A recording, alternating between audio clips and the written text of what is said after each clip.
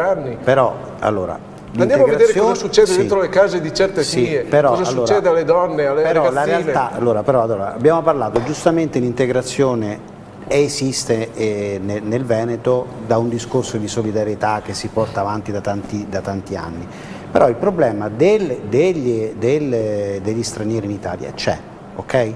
Portano avanti dei lavori che spesso sono forse i peggiori, a cui spesso noi italiani abbiamo rinunciato. Gli stranieri in questo momento sono quelli che stanno subendo addirittura maggiormente la crisi. Se noi vediamo il tasso di disoccupazione degli stranieri rispetto agli italiani è quasi il doppio. Allora io dico, se esiste un problema, perché c'è? Perché le contaminazioni che prima parlava anche Barbiero sono esistenti, cioè smettiamola io non voglio che si arrivi a una discussione elettorale propagandistica, ecco, riferita soprattutto un po' ai colleghi oppositori politici della Lega, perché qui è stato sempre fatto una sorta di fobia per ciò che tutto era straniero. Erano anni che tutto ciò che era straniero, foresto, tra virgolette, era oggetto di stupro, era quelli che erano maggiormente oggetto di condanne, erano i peggiori, erano i delinquenti. Ci sono dei giornali locali che invece di parlare si è sempre andati non a parlare del delitto, ma chi l'ha fatto. Attenzione che andiamo questo... a vedere la popolazione carceraria. Sì, sì.